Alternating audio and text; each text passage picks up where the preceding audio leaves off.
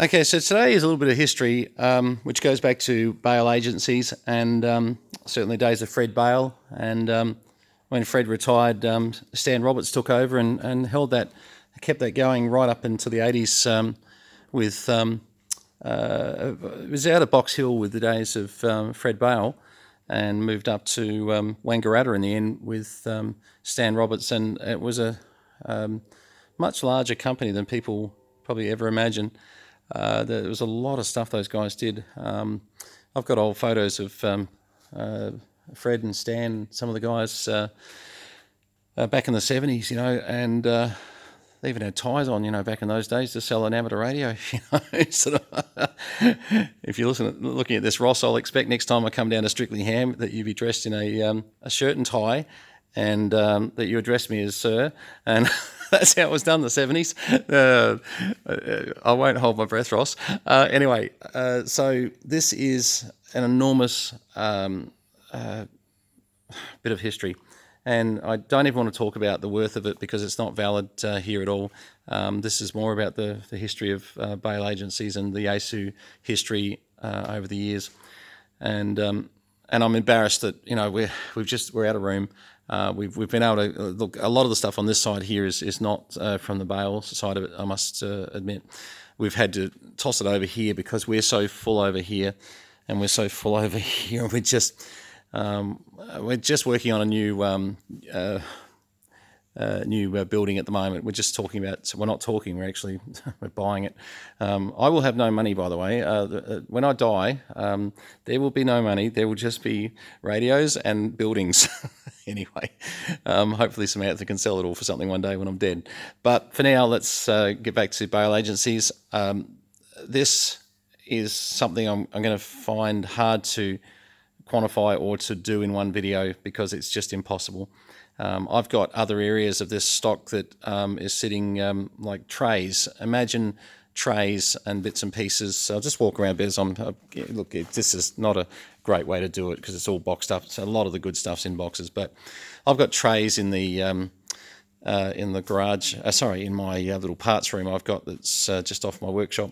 And for instance, I needed two 2SC 2395s for an FT7 yesterday. And I had some Chinese ones which were just terrible. They just blew up straight away. They're hopeless. They're clone. I mean, you get what you pay for, don't you? And you buy them out of China for $25 each. Well, you get $25 each worth of parts. Look, PayPal did refund those ones, to be fair. But yeah. So I go to those trays that I'll show you these trays at some stage, I'm sure, on our video channel. And sure enough, as I'm going through multitudes of Yaesu spares and bits and pieces, I find a packet and with date coded 1991 with 2SC 2395 pack of two. So they're perfect to go into the FT7 and to go straight on board. Have a look at this old Sister and Donna frequency counter. I'd never sell that. I just never. It's just so perfect. Look, this is me. I just love some of these old bits and pieces. But look, as I'm walking around, I'm just doing that more to burn time. Just to give you a quick look, there is so much more than what you're ever going to see. I mean, get used to seeing lots of boxes with Yaesu part numbers on them. I've got boxes and boxes and boxes and boxes and boxes and stuff. Boards out of Yaesu's everywhere. Just so many, it's not funny. Modules, boards, and this is nothing compared to what you'll see. When I say nothing, I mean nothing. This is rear outputs. It's just you might say to me, what radio is that off? Yeah, good question. That'll be half the goal is matching up bits, crystal filter boards, etc. These are all brand new, guys. There's just so much here. When I show you the part trays, you'll just fall over. VFL unit FT77, or was it 707? 707, I think. Have to look at that. But anyway, look, I'm not even going to try and do that. All I was going to do for this video, to be very honest with you, is to just give you a quick look at one area that Riley was just saying to me just before. He said, I can barely fit through here with all this gear. He said, are you serious? And I said, well, yeah. So let's just show you what he was asking if I was serious. He said to me, they can't all be manuals. And I said, well, they could be. They could be, and as you're starting to see, they could be. This is an assortment, and I won't sort of bore you forever, but I will say to you that we possibly may have a manual if you're chasing one, and we won't be asking a lot for them either. I want one of every manual that we've got here for ourselves, just for the collection. But after that, we'll try and recoup a little bit of money. But just to give you an idea, if you've got a lineup and you're missing manuals, it's probably worth dropping us an email, because this gets worse, by the way, as I'm going through. There's like a CPU 2500R, and you know what? I had to do this before and go, because I didn't know what a CPU 2500R was. I seriously didn't. There you go. There's a lot of equipment here, that you'll just look and go, oh, when did we see that one? But they were out there. Now, the laugh that you're going to get in a second is when I show you this. This just keeps going and going and going and going and going. I mean, look, there's hundreds of manuals here. Just in case you think that, hang on, sorry, go that way. Look at this. I own a YO101. I own a YO100. I'm not sure if I've got manuals or not, but FT620s we own. These manuals, and see, back in the day, these manuals, they also used to have a lot of service information in them too. Whilst you could always get a service manual, there was always a fair bit of info in them, from the get-go. Sometimes, a little bit of calibration, how to fit bits and pieces to them. But I'm starting to wonder, as I look through these manuals, which manual. See, there you go. Like, I've got an FT7B in stock now, which I was about to get really excited then because I had an FT7B manual, but I don't quite have a manual there. But we will have a look through and see if we're holding the rest of that manual. I wouldn't mind that manual for my 7B. All these FT2Fs and things like that, we've got all these. Now we're getting into more service manuals, FT101s. Look, I don't want to bore you because if I turn this around, it might work better. But I really do. FL50s. This is just a lucky dip of manuals. 757s, 501s. Oh, 501. Ho ho.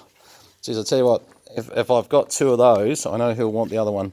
That's an original FT501 manual.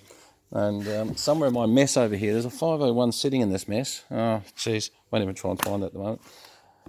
It's got me thinking now. I want to try and find the FT7B manual. But as you can see, look, this will just go on and on and on. And there's 3 more of these, by the way.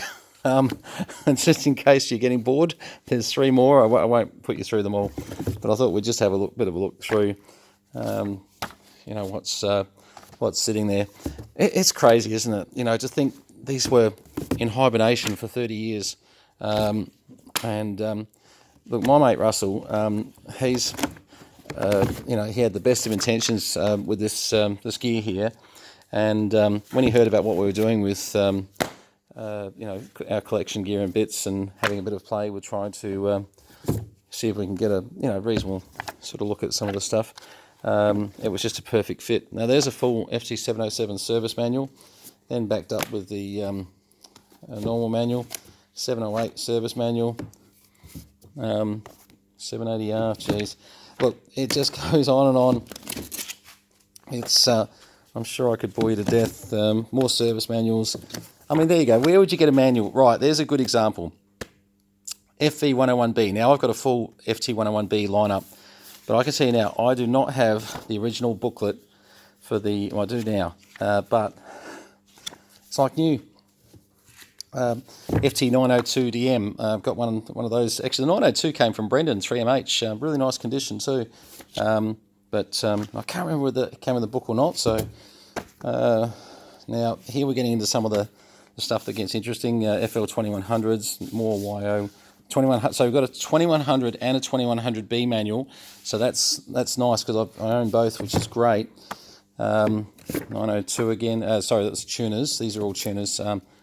FC 102. Jeez, I just bought 2 of these off Rob VK2QR, and really good condition too. And once again, nice to have. Must be meant to be. We've got 2 books for 2 tuners I just bought. There you go, Rob. They're the books we didn't have.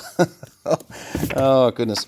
Okay, so this video is getting up to 10 minutes already, and as you can see, there's 301 gear there underneath there. 690. See, I own a 690 as well. God, this is going to be so helpful for some of the stuff we've got here. Now, I must admit, I do have the books for my FT75. Came from a great mate of mine down near Melbourne. And more 2100B. Okay, so you're getting the idea. 2100Zs, etc., etc. 780R again. There will be double ups. Oh, FTDX 401. Jeez, I've got one of those. Yeah, this is good. Some of this we may or may not have paperwork, so we'll go through and we'll work out what we've got, what we haven't got. Now, there's an interesting one. FB101DM. Oh, of course, I've got one. Of course, sorry. Yes, for the 101ZD. Yes. Okay, so once again, I don't think I have a manual for that, so that's nice too. It's all right, I had to, for some reason I was thinking, FT101 series, not the ZD, but of course, they're for the ZDs. And but, yeah, okay, so that is just one box of 3 or 4, I think, from memory. We've got loads more to go through. So that's just the manuals and more over there, and more over. Oh, yeah, okay. Oh, well, hang on. And there's another one. I don't know how many manuals. I won't bore you on the video any further. What I will say is that if you're chasing a manual, definitely, as I said, if we've got a double up, we're going to sell them, and they won't be extreme amounts of money. We just want to cover some of the costs for going to the East Coast and picking all these up. But